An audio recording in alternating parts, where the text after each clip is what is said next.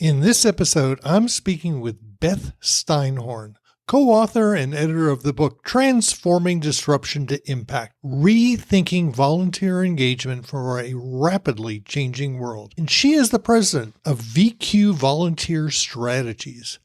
I was introduced to Beth when she presented to Encore Network on the topic Rethinking Volunteerism, Transforming Disruption to Impact, where she discussed how the volunteer world was disrupted by the pandemic and how volunteering has changed. Volunteering is a great way to find an encore career, and thought this would be a great topic. Cue the music. Welcome to the Repurpose Your Career podcast, brought to you by Career Pivot. This podcast is where those of us in the second half of life come together to discuss how to repurpose our careers for the 21st century. Come listen to career experts give you proven strategies. Listen to people like you tell their stories on how they repurpose their careers. And finally, get your questions answered. Your host, Mark Miller, has made 6 career pivots over the last 30 years. He understands this is not about jumping out of the frying pan into a fire, but rather to create a plan where you make clear, actionable steps or pivots to a better future career. Are you ready to repurpose your career? Welcome to episode 306 of the Repurpose Your Career podcast.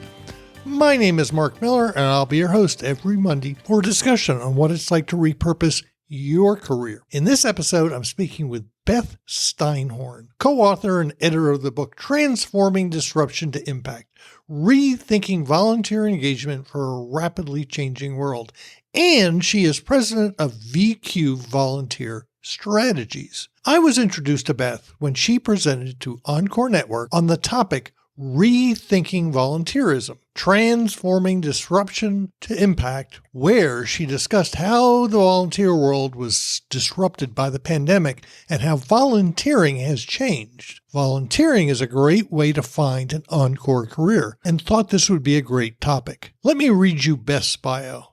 As president of VQ Volunteer Strategy, Beth partners with organizations, their leadership to increase their impact through strategic and innovative engagement. As a thought leader, Beth regularly participates in the national dialogue around volunteerism and engagement and is co-editor of the book Transforming Disruption to Impact, Rethinking Volunteer Engagement for a Rapidly Changing World. She provides consulting and training to organizations across the U.S. and Canada, including supporting dozens of organizations to become service enterprises. Prior to becoming a consultant, Beth worked as an executive director and marketing director with education and faith-based organizations and spent years working with museums as an educator, manager, and anthropologist. She draws upon her anthropology experience still, helping organizations through the culture shift process from viewing volunteer management as a program to embracing engagement as a strategy to fulfill mission. However, before we get to the episode, let's have a word from our sponsor, Career Pivot. The Career Pivot membership community is a group of people from all over the U.S. and Canada with diverse backgrounds. This is a community where everyone is there to help everyone else out to figure what they want to do in the second half of life and then make it happen. Many have made changes that they did not know existed or were possible when they came to the community. They learned from each other and broadened their horizons on what was really possible. Let's hear what Dean had to say about being part of the community. First of all, you never know. There's always just a little push over the line to get you started, right? So when I first joined the community, the idea then was, I'm in this particular job and I don't want to stay at this particular job for the rest of my life. And so whatever that push needs to be, it still needs to be there. And I need to try to figure out what that is. I can remember we were over the weeks that we've been doing community meetings, people saying, hey, look, I could listen to your book, or I think you would do good at doing voice work. So that encouragement, I think that's been good from the community, is just to be able to talk to people, hear their opinions. I know that For example, we were talking about the first book I did, and I remember, Mark, you were like, well, some of the reading was a little monotone, and it was, but it didn't hurt my feelings. I mean, I agree with you, right? I mean, it was my first book. It is what it is, and things like that are good to have, I think. And I think if somebody's looking to be a part of the community, that's one of the things they can look forward to with this. I'm recruiting new members. If you are interested in learning more about the endeavor, please go to careerpivot.com/community. I asked Beth after the interview for online resources where you can find volunteer resources. I am including those in the show notes, which can be found at careerpivot.com/episode-306. Now, on to my discussion with Beth Steinhorn.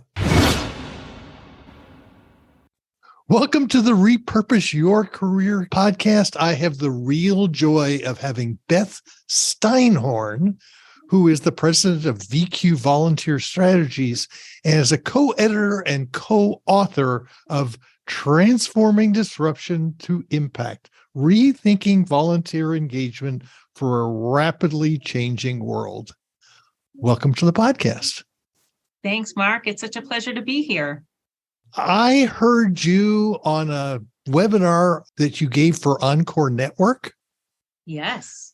That I was totally impressed by. And I then picked up your book and having been in the volunteer world, the nonprofit world on and off for many years, there's a lot of disruption going on in your world.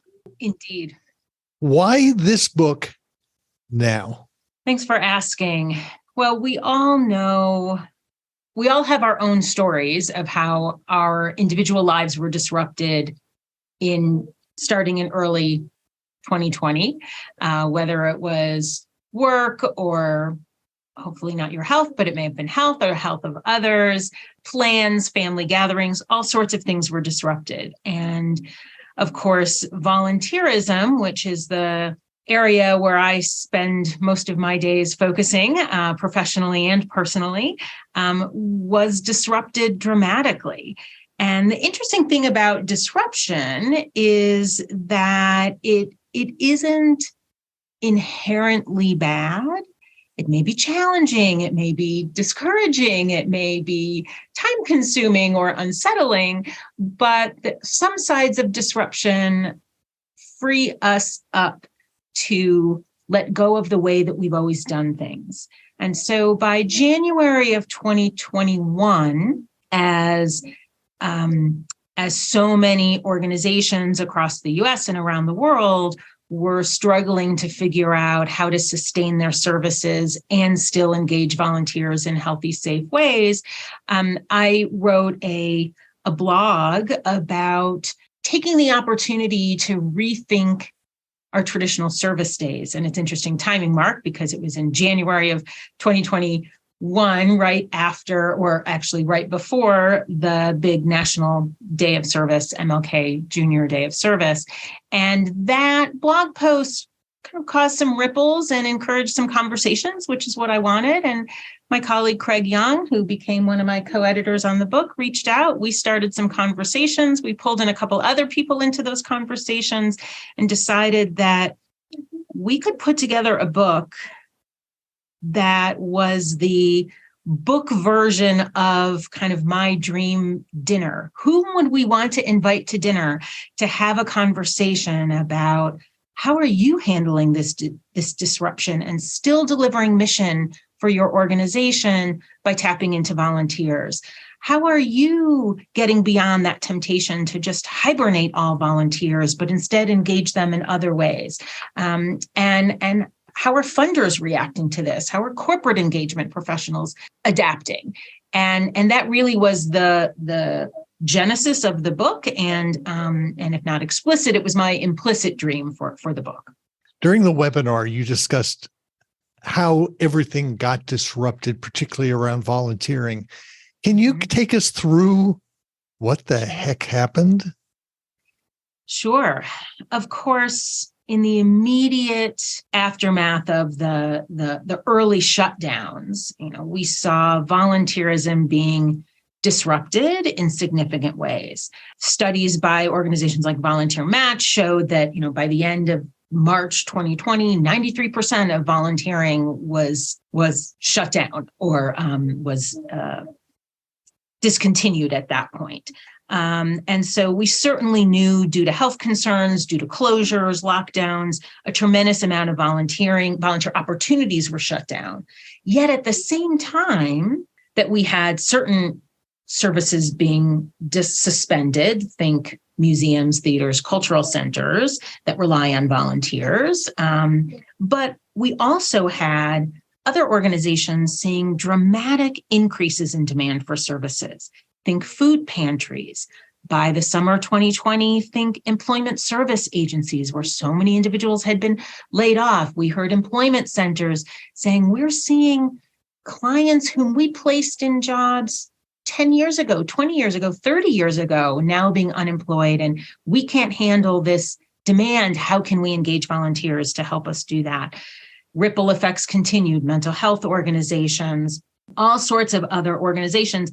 But first were things like food pantries and other human service agencies that had traditionally relied on older adults as their core workforce, suddenly having to rethink how they recruited, since many older adults were following recommendations and isolating at home.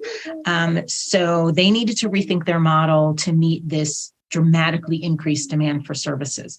So we saw disruptions in volunteer opportunities and in the pipeline of volunteers. We also saw a dramatic increase in informal volunteering. Now, data, I say increase, the truth is data that came out just this week by AmeriCorps, the US agency dedicated to volunteering and service, noted that although the overall rate of formal volunteering has understandably dropped significantly since 2017, the rate of informal volunteering, helping neighbors, things like picking up prescriptions, walking pets, things like that, has remained stable since 2017. What I think, though, is that, well, the number of people has remained stable at 51% of adult Americans.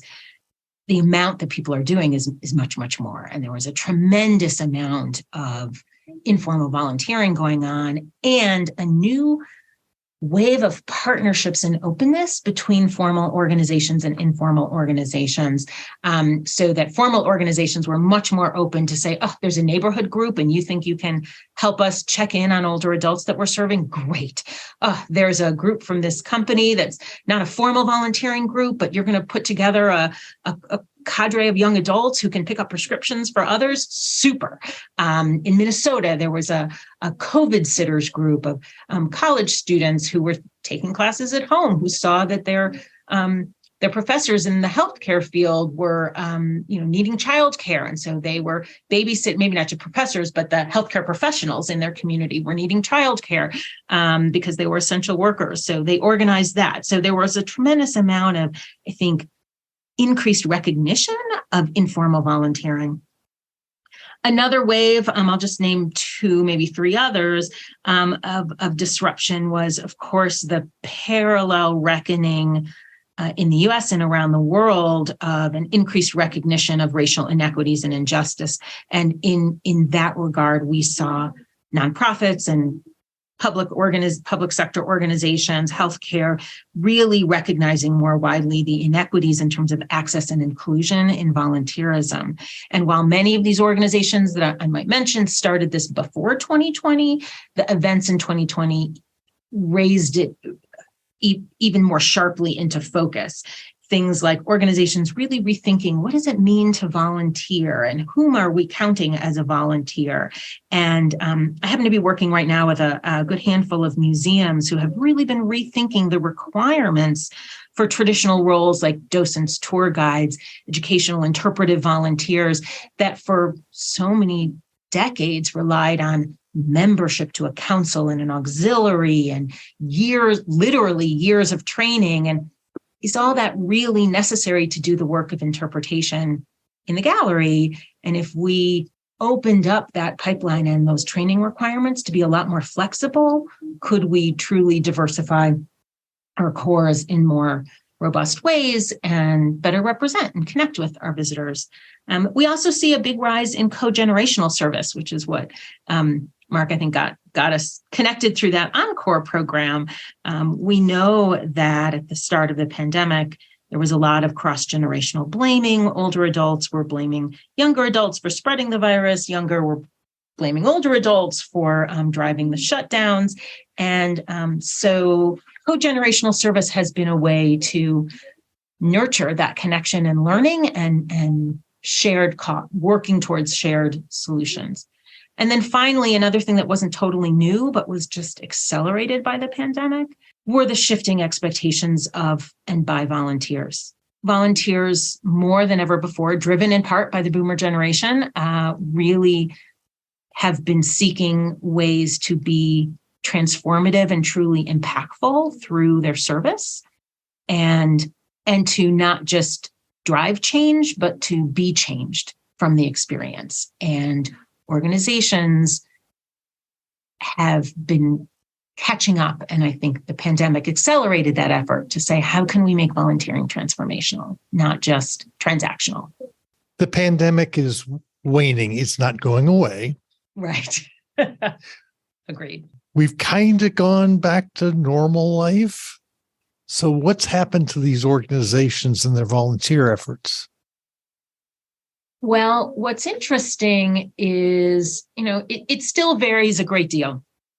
I can't generalize too much, but what I can say from some research and certainly a great deal of experience is that organizations like those that we invited to tell their story in our collection of essays in the book, who really said volunteers are our partners in figuring out how to move through these disruptions, they are still thriving, or at the very least surviving, in many cases thriving, because they were willing to innovate, to make change, and to continue to stay in touch with volunteers and engage them in that work.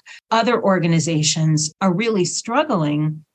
Those who said in March of 2020, oh, volunteers, stay home and we'll get back to you when it's safe to come back, have understandably lost people. Now, for many individuals, that was a convenient time to say, I think I'm ready to retire from this work, or I'm ready to do something different.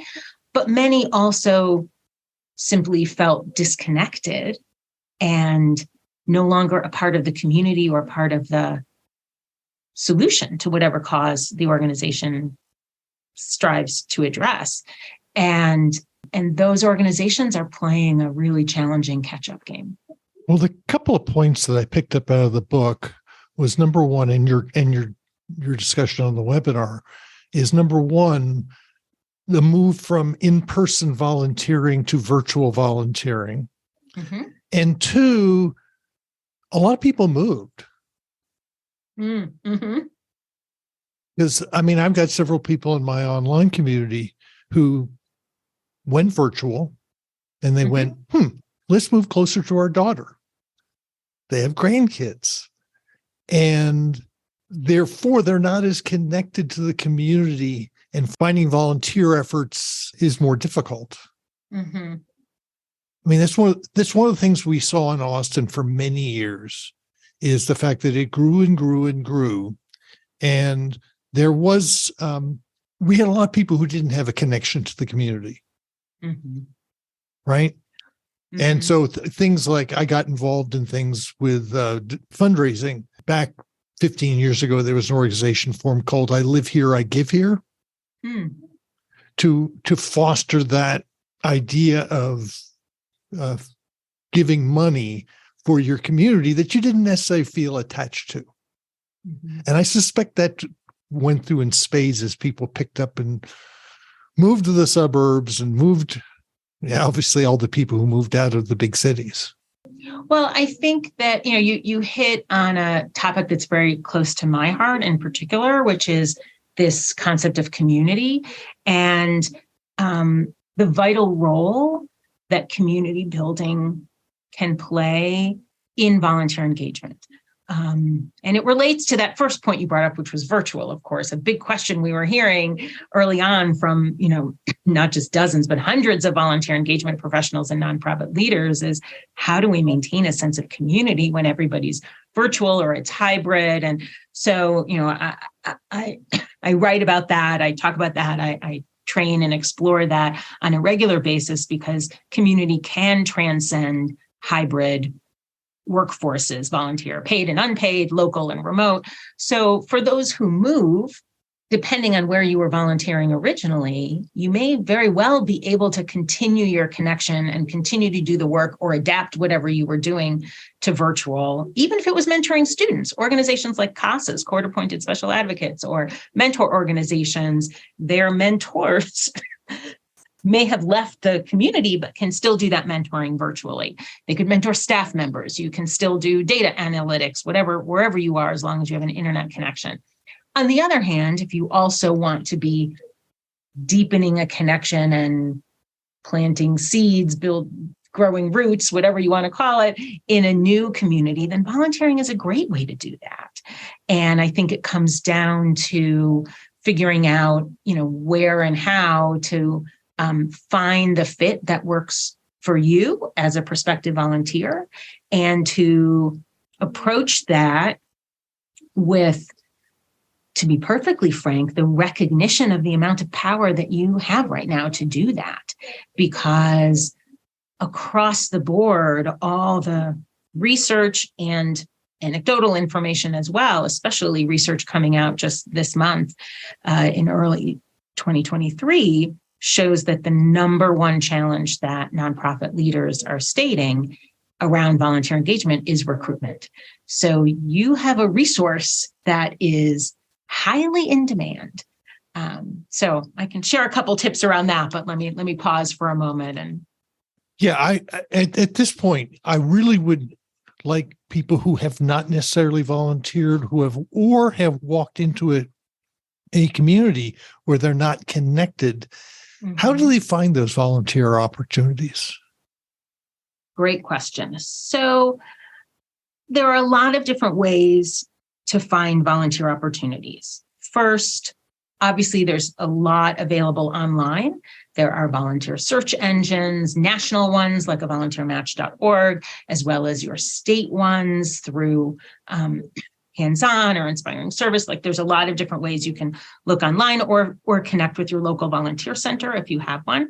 But I also think it's important to be creative about where you look. These online search engines are great and have a lot of information, but also think about small organizations. Get beyond the obvious, the ones that are easy to find, because everyone finds those. So who's just below the surface? Small mentoring organizations, resale shops for charities, city departments, minority-led organizations, arts organizations. Where are you going and spending time that also serve your needs? Ask around. Where are people volunteering? Where are their needs? If you moved somewhere because you have grandchildren in the area, then find out what activities your grandkids are involved in. Chances are many of those may also be in need of volunteers. So there's a lot of ways to kind of build your menu, let's say. But I think the next big step is to also really think about what you want out of the experience and what you want to contribute to the experience. Again, you can approach this somewhat of a consumer mindset and ask questions of the organization.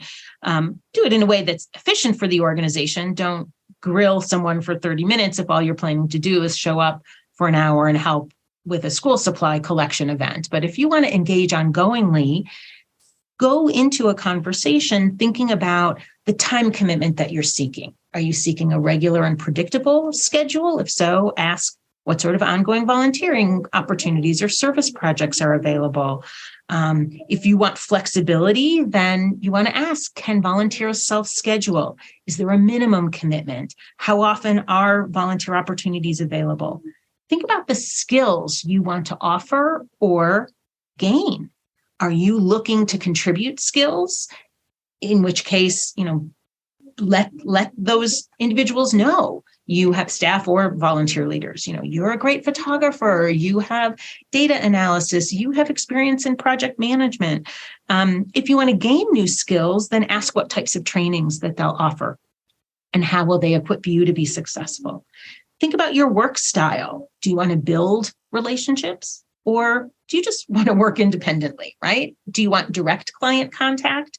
Or are you also open to partnering with staff and building relationships with them?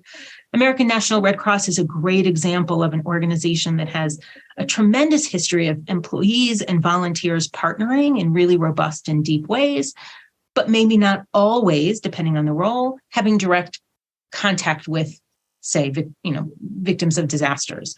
Whereas mentor organizations or CASAs provide opportunities to really build a relationship with youth. And then there's leadership. Do you want to be a leader? Do you want to bring your leadership skills? Do you want to know what the path to future leadership is? Those are all questions that you can ask. And my last lens that I think is good to come into a conversation with is impact. Are they able to articulate to you what difference you can make by engaging with the organization? And how do they tell that story? And how can you be part of co-authoring that story, if that's what you want to be? My last piece, be patient. The great attrition, the great resignation. There are a lot of brand new volunteer engagement professionals out there because the veterans retired or got laid off or moved on, or like you, moved to be closer to their kids. So there are many young, early stage career folks. So be patient. They may be able to benefit from your mentoring, but they can definitely benefit from your patience. Yeah, one of the things that I find with a lot of folks our age who've worked, and you say, okay, what are you passionate about? What cause do you care about? Mm-hmm. And people go, I don't know. And it's, well, then go try stuff. Mm-hmm. Volunteering is a great way of just going, okay, this is no more than saying, okay, I want to go get another job. I'm going to network my way in, and I've got to figure out, is this someone I want to dance with? Mm-hmm. And one way to do that is to volunteer for an event, a one-time episodic program, and see if you want to leverage that as a bridge to more engagement. Use that. I just talked with a United Way the other day who has, what do they call it? A Stuff the Bus program for school supply collection. Go to a local Stuff the Bus program, for example, and talk to the other volunteers, find out what their experience is like. See if the organization thanks you sincerely. Make sure the staff know you. If you're going to make suggestions, do it in a constructive way, in a helpful way, and in a way that might even give you the chance to raise your hand and say, I'd like to help more with this. And also think about those skills. I think of someone like you, Mark, who has technology background. You could use that with an animal shelter, even if you're not that into cuddling kittens and petting puppies, but they need tech experts too. So think about what you have to offer for your community. And it's also a good way to date the organization to find out whether they actually know what they're doing. Yep. Right. Exactly. I know in Austin, we had thousands and thousands of very small, dysfunctional nonprofits, but then we had others that were incredibly functional. And if you showed up, you were going to do something valuable. They actually thought about what they were going to do with their volunteers rather than going just throwing them in there. So when someone finishes reading the book, what do you want them to do? Great question. We really want the book to be the fuel for more conversations. That's what we wanted all along. I always envisioned it as an imaginary conversation with all of us around, all 24 contributing authors around a table. And we don't want to have the last word. We want these conversations to keep going. So as a prospective volunteer, bring these conversations to organizations that you might be exploring and interviewing, so to speak, and say, what did volunteers do in the early stages of the pandemic? Ask the other volunteers, how were they thanked or acknowledged or connected throughout those years? If you are looking at being a leader in an organization, maybe you already are as a board member, as a retired employee, as a volunteer leader, how can you drive these conversations within those organizations and communities as well? How are we engaging with informal volunteers? Are we truly accessible, and are our volunteer opportunities equitable? And once volunteers come, or is it truly an inclusive environment? These are all conversations that need to continue to unfold, and we each have a responsibility to keep those conversations going. And that's what I would love people to do when they put the book down. Yeah, I think one of the things that I know I've seen in some of the nonprofits that I've been involved with, some organizations didn't adapt and went under. Mm-hmm. Others adapted beautifully. I've been currently surveying a lot of job clubs across the U.S., and because they largely service older the unemployed,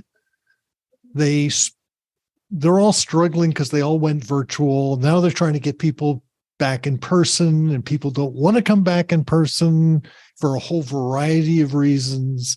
And they don't want to bring in their volunteers if no one's going to show up for their meetings. Mm-hmm. And so all of this has changed. And you can't just assume it's the way it used to be. Right. We can't. And I think the biggest lesson is it would be a mistake to go back to business as usual as it was in February of 2020 or, summer of 2019.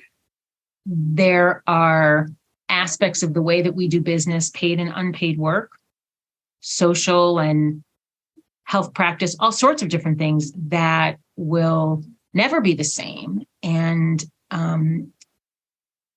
I think a lot of them can really be very positive changes. It doesn't replace being in person, but the chance to connect people across the miles and virtually and in hybrid ways is really powerful. And it allows us to spread our missions even more broadly and in some ways more deeply. So I think there are a lot of good changes, but we have to think about how we transform these disruptions into impact, because these won't be the last disruptions. We just don't know what the next ones will be. So that's part of kind of building this muscle of adaptability and resilience, and taking these lessons so that we're ready for whatever comes down the road. What I've been telling people is if you think all this disruption is going to go away, you are smoking something, you are inhaling, and you better be doing it in a state where it's legal. Mm-hmm. So with that, Beth, if someone wanted to reach out and contact you and buy the book, how might they do that? Well, probably the best way would be to visit the website of the book, which is disruptiontoimpact.com. And you can reach us through that website as well, disruptiontoimpact.com. And you can contact us, any of the editors, through the publisher on that website.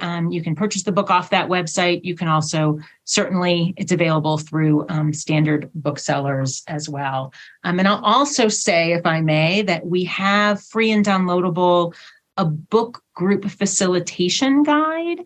So if you happen to be part of a local, it doesn't have to be local, a group of leaders of organizations or of funding groups or of just mission-driven individuals, and you want to read the book as a group, there's a guide that can help drive those conversations. And that's available on that website as well, disruptiontoimpact.com. And we will put links to all of that in the show notes. So, Beth, thank you very much for being on the Repurpose Your Career podcast. My pleasure. Thanks for having me. Hope you all go forth and engage. Hope you found that discussion useful. Check out the book website, facilitation guide, and volunteer resources, which can be found in the show notes. Take a moment and go to careerpivot.com. Sign up for the weekly Career Pivot Insights newsletter, which is sent out every Sunday. You'll get a weekly update on this podcast, white papers, and new blog posts. I recently published my latest white paper, Ageism, the Last Acceptable Bias. While there, do not forget to check out the Career Pivot community, which can be found at careerpivot.com/community. Feel free to connect with me on LinkedIn. Look for Career Pivot on Facebook and LinkedIn. You'll find me on Twitter at Career Pivot, although I'm not really tweeting anymore. Thank you for listening all the way to the end of the Repurpose Your Career podcast. You will find all the show notes at careerpivot.com/episode-306. You can also subscribe to the podcast on Apple Podcasts, Stitcher, Google Podcasts, Podbean, Overcast, Spotify, Pandora, Amazon Music, and lots of other places where podcasts can be found. In fact, this podcast can be found on the Repurpose Your Career podcast channel on YouTube. Hope to see you next Monday for another episode of Repurpose Your Career podcast.